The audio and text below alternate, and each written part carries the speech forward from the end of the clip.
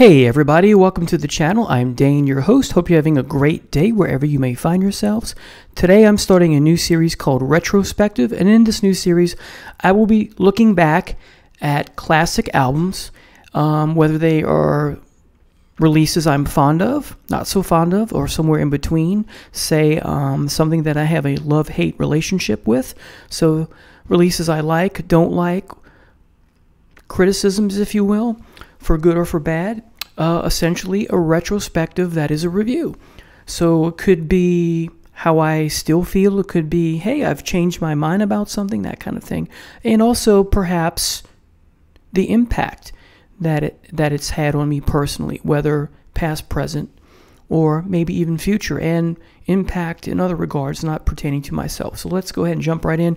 The classic album I'm going to be having a look back at today is Uriah Heep's Live in 73.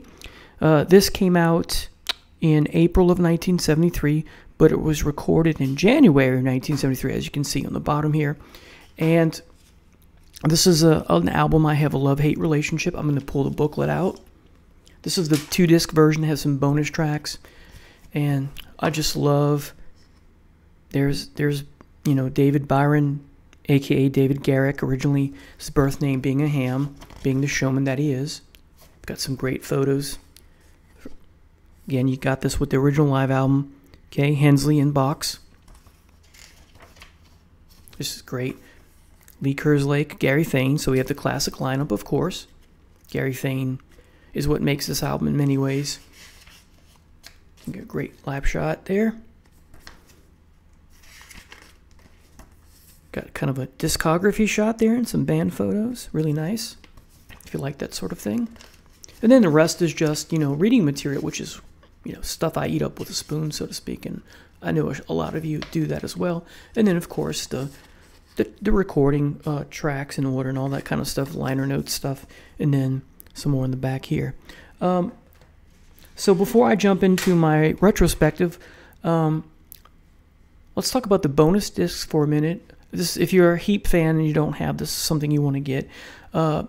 Disc 2 contains the U.S. radio show With Something or Nothing, I Won't Mind, Look at Yourself, and Gypsy. And then also on side 2 you have film mixes used for radio, Easy Livin', So Tired, I Won't Mind, Something or Nothing, The Easy Road, Stealin', Love Machine, and then the Rock and Roll Medley 74, which contains the same songs for the most part, if not all, that are on the original recording for this live. Now, let me get into my criticism. As I said, this is an album I have a love-hate relationship. I recently did a video on my top 40 favorite live albums of all time, and it pained me to not include this, but I had to, because like I've said before in previous videos, I have to be honest with myself, and therefore I have to be honest with my viewers, and so I could not include it. I did not do an honorable mentions, and I'm somewhere down the road, hopefully sooner than later, I will do an honorable mentions of CDs that, or just albums rather, both, that didn't make it my top 40 and explain why. Another what comes to mind is Frampton Comes Alive. But anyway, back to Uriah Heep. So again, I have a serious love-hate relationship with this album, and so I couldn't put it in my top 40. But it is an album I do often listen to, not as much as those others. And here's the beginning of my critique. So let's look at the track listing, and keep in mind when it came out. Release date April 1973, but most important is that the concert is January 1973. So that means there are no tracks of Sweet Freedom on here because they hadn't made it yet, or they were in the process of making it. I forget which. So the track listing: Sunrise, Sweet Lorraine, Traveler in Time, Easy Livin', July Morning, Tears in My Eyes, Gypsy, Circle of Hands, Look at Yourself, The Magician's Birthday, Love Machine, and then the Rock and Roll Medley, which contains Roll Over Beethoven, Blue Suede Shoes, Mean Woman Blues, Hound Dog, At the Hop, Whole Lot of Shaking Going On, and then it says Blue Suede Shoes again, but I think that's a mistake. Anyway, so I think they just, maybe it ends with Blue Suede Shoes, a part of it. It's been so long. I skip the medley a lot when I listen to this. So let's talk about my critique now. The concert album opens up with Sunrise, which is not a heavy hitter. And while I love Sunrise, I like the studio version much more than the live version here. The live version is, I would say, adequate, but it's not great. There's just something missing about it. I'm not sure what it is. And what I would have done is opened up with a heavy hitter like Tears in My Eyes or Traveler in Time. I would have probably opened with Traveler in Time to get the crowd pumped up. Sunrise is something you play later because it's maybe perhaps not a ballad, but it's ballad-like. It's a slow song compared to a lot of the other tracks here. It's not a hard rockin' album, right? I'm sorry, it's not a hard rockin' song. Still great, one of my favorite songs by them of all time. It's very emotive and captivating and all that. And I know some people say, well, the problem with ballads in general is that they break the flow, especially if you're heavy metal or that sort of thing. Well, I don't mind it. I don't mind having like an acoustic number or two or set in the middle. The Black Crowes did that before they disbanded and went on hiatus, years and years ago. And they're back now, but they're not the same band. So right off the bat, the issue with Sunrise, as I just mentioned, is the first problem. The biggest problem on this album, or rather second biggest problem, is the version of Sweet Lorraine that you get here. And I'm not one of these people who argues that, I've never been this way, I never argue that the live album must sound like the studio tracks. Then there's no point in having a live album then. However, having said that, I want the production and I want the songs to resonate with me, and Sweet Lorraine just does not. And because of that 70s waka waka sound you get, like you find in those old 70s movies like Superfly and those Pam Grier movies. I forget the genre of that type of movie, but you hear that kind of waka waka waka kind of thing. It doesn't work here like it does on the studio version. The production of it, the recording of it, it's just awful. So that's a great song in general, but it just doesn't work here. Then you get to Traveler in Time, which is great. Easy Living, of course, they're going to have that on a live album. That's the real big hit. You have 4 songs on here from Look at Yourself, and I'll come back to that later. But the first one is July Morning, and that is one of the album saving graces, July Morning. And then you get Tears in My Eyes, another Look at Yourself track. Then you get Gypsy. Here we go again. Gypsy is a phenomenal song, but the problem with it is that the first 2, 3, or 3.5 minutes, the intro to it, they're playing the notes way too fast. And that's, again, I don't mind if an album does not sound like the studio. I don't want it to sound exactly like the studio. But if it's too far removed from enjoying it, in other words, if the production is off, if there's just too much in the way of it being flawed, that it takes away from the enjoyment. Like I said about Sweet Lorraine, we have the same problem here. Fortunately, once you get to about 2.5, 3.5 or so minutes in, then it seems to go back to the pace. So it's not so much production; it's about the pace of the song. Similarly, that's why I don't like the Dio live recordings in Donington, because some of the guitar is just being played too fast than it should be. It's like you're trying to rush through it, and I have the same problem with if you get the bonus disc of Pyromania, that live set, same thing. Phil Collins is playing the guitar licks and the notes and chords way too fast.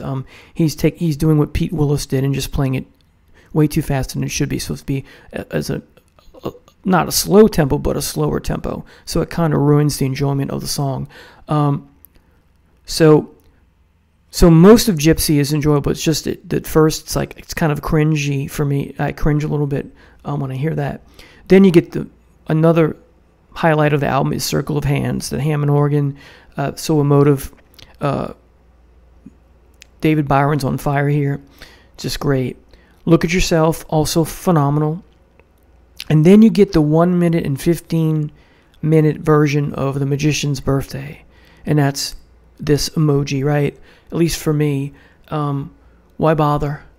So then you get Love Machine, which is great. I like the song. I'm a big fan of the third album. So again, the 4 tracks that come from Look at Yourself are July Morning, Tears in My Eyes, Look at Yourself, the title track, and Love Machine. And then you get the rock and roll medley. And I've already said what those are. And that's the biggest problem with this album. And others have said that. The problem with rock and roll medley is you have some songs that aren't Uriah Heep songs. And so it kind of destroys the mood and the vibe of the whole scene. I especially do not like At the Hop. I've never liked the song, even when I was young, and I'd hear on the radio, and my grandpa would listen to it. It's my grandpa's era, or my dad's, right? But my dad even, as he got older, moved away into even some heavy stuff and in country and southern rock and that sort of thing. So not sure, and the Scorpions do this, but not as big here. The Scorpions and Tokyo Tapes, they do 2 old songs, but here you got a medley of 5 or 6. And they're not in its entirety, but it's just do The Magician's Birthday in its entirety instead. You have the room. This is when you could have done it, right? Save that for last, or put it in the middle, and then end with Love Machine, or something to that effect. So that's so far the biggest problems is Sunrise is not as compelling as it could have been. Sweet Lorraine for me is a train wreck here. You could have put Traveler in Time first to pair up with my argument about Sunrise. Let's see. The medley, of course, the biggest problem. And then Magician's Birthday, why bother? It's 1 minute and 15 seconds. And so let's now talk about things that are missing that should be on here. And tied to that is drop the medley. And then, well, if you run out of room, then do what Yes does a few months later, because this came out before Yes Songs. So as I said, this came out in April 1973. Yes Songs comes out in May 1973, and that's a triple vinyl record. Could have done that. Yes Songs hadn't come out for you to be inspired by it, but considering all the great albums you have leading up to this concert, you have the debut, Very Heavy, Very Humble. You have Salisbury. You have Look at Yourself, and then you have the 2 best albums, right? In my esteem, you have Demons and Wizards and Magician's Birthday. So that's 5 albums. A lot of material. Put out a triple album. Ride the wave of your success, right? So songs that they left out in addition to The Magician's Birthday. They could have put The Wizard on here. I think that's quintessential. You left off Paradise the Spell. You could have put that instead of the rock and roll medley if you didn't want to do the entirety of The Magician's Birthday. Hey, put a section of The Magician's Birthday that's 4 or 5 minutes long, and then put Paradise the Spell. Segue into that in some way. That would have been much cooler. And then you could have put Bird of Prey. You could have put The Park. A couple more older tunes from the debut and the sophomore effort, Salisbury. That would have gone a long way to make this a much better record. Right? Heep Live, 1973.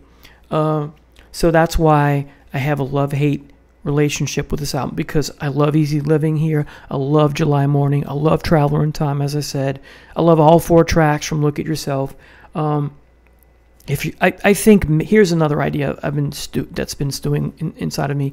Of the 4 songs on Look at Yourself, you could have taken off. You got to keep July Morning, and you've got to keep Look at Yourself. You got to keep Love Machine. You could have taken Tears in My Eyes off. That's the weakest of the 4, I think, and then put Paradise the Spell, or what I've already mentioned. I'm at a loss for words now. So anyway, there you have it, people.